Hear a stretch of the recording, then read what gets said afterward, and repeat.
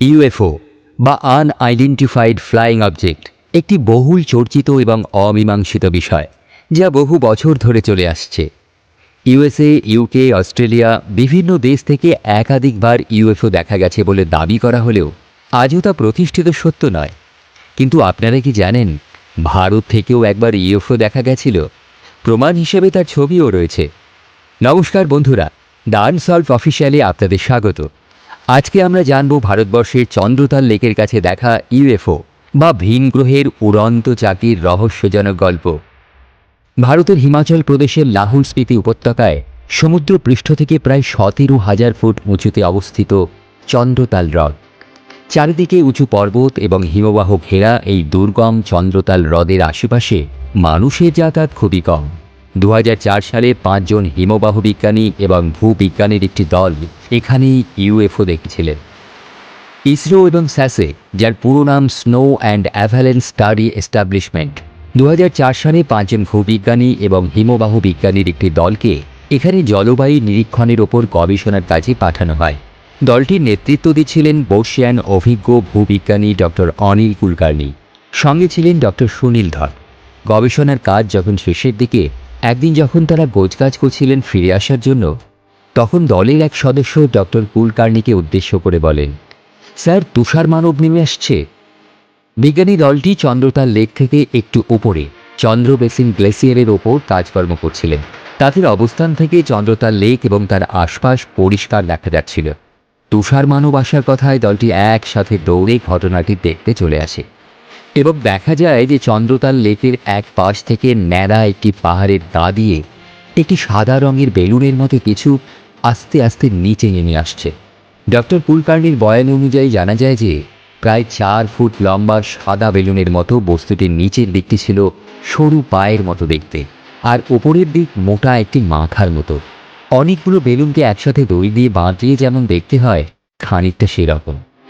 বস্তুটি এমনভাবে নামছিল যেন পাহাড়ের ধাপে ধাপে সে কিছু রেখে আসছে। এই ঘটনা দেখার পরেই বিজ্ঞানী দলটি তার ছবি তোলা শুরু করে দেন। ভাসতে ভাসতে বস্তুটি একেবারে নিচে নেমে আসে, যেখান থেকে বিজ্ঞানীদের দূরত্ব বেশ কম। হঠাৎ করেই যেন মানুষের উপস্থিতি টের পেয়ে বস্তুটি যে পথে এসেছিল সেই পথেই আবার খাড়া পাহাড়ের ঢাল বেয়ে উঠতে শুরু করে। একসময় অনেকটা উপরে চলে গেলে তাকে একটি সাদা ছোট গোল আকৃতির বিন্দুর মতো দেখতে লাগে। এই সময়ে একটি শব্দ শোনা যায় এবং বস্তুটি সকলের চোখের আড়ালে অদৃশ্য হয়ে যায়। ডক্টর কুলকার্নি এবং ডক্টর ধর পরবর্তীকালে ফিরে এসে তাদের রিপোর্টে এই ঘটনার কথা উল্লেখ করে। ইসরো, স্যাসে, ইন্ডিয়ান আর্মি, ডিআরডিওর মতো এজেন্সিকেও জানানো হয়। এমনকি ভারতবর্ষের পার্লামেন্টের অধিবেশনেও এই বিষয়টি নিয়ে আলোচনা হয়। ভারত সরকার ডক্টর কুলকার্নি ও ডক্টর ধরের নেতৃত্বে একটি আলাদা কমিটি তৈরি করে এই ঘটনার তথ্য জানার জন্য আবার চন্দ্রতাল লেকে একটি অভিযান আয়োজন করা হয়। অনেকেই বলতে থাকেন এটা কোনো রোবোটিক টেকনোলজির অত্যাধুনিক টেস্ট ছিল। আবার অনেকে এটাকে ইউএই বা আনমেন্ড এরিয়াল ভেহিকেল বলেন। কিছু সমালোচক এটাকে হিলিয়াম গ্যাসে ভরা বেলুন বা বেলুন গুচ্ছ বলেন। কিন্তু ঘটনা হলো, ডক্টর কুলকার্নি বা তার টিম ইউএসএ, সুইডেন, জাপান, জার্মানির সমস্ত তৎকালীন বড় বড় রোবোটিক্স ল্যাবসের সাথে যোগাযোগ করে জানতে পারেন এই ঘটনা বিষয়ে কারও কাছে কোনো তথ্য নেই। মানুষের তৈরি এরকম কোনো রোবোটিক্স টেকনোলজি সেই সময় খুঁজে পাওয়া যায়নি। ইন্ডিয়ান আর্মি পাশাপাশি সমস্ত দেশ থেকেও তথ্য নেওয়ার চেষ্টা করেন যে কোনো দেশে কোনো পরীক্ষামূলক কিছু ভারতে চলে এসেছিল কিনা, কিন্তু কোনো দেশ থেকেই কিছু সদুত্তর পাওয়া যায়নি। গ্যাস বেলুন ধরনের কিছু পাহাড়ের ঢাল বেয়ে যদি এসে গিয়েও থাকে, কিন্তু প্রশ্ন হলো সে আবার ওপরের দিকে অতি দ্রুত কীভাবে উঠে যেতে পারে।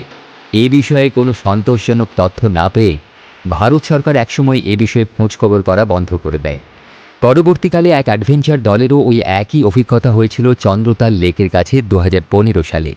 বন্ধুরা, ডক্টর কুলকার্নি এবং তার দল হিমাচল প্রদেশের চন্দ্রতাল লেকের কাছে কি সত্যি সত্যি ইউএফও বা ভিন গ্রহের যান দেখেছিলেন? আপনি কি মনে করেন? কমেন্টে নিশ্চয়ই জানাবেন। চন্দ্রতাল লেকের আশেপাশে কি এমন রহস্য আছে? সত্যি কি ইউএফও নাকি পরীরা নেমে আসে এখানে?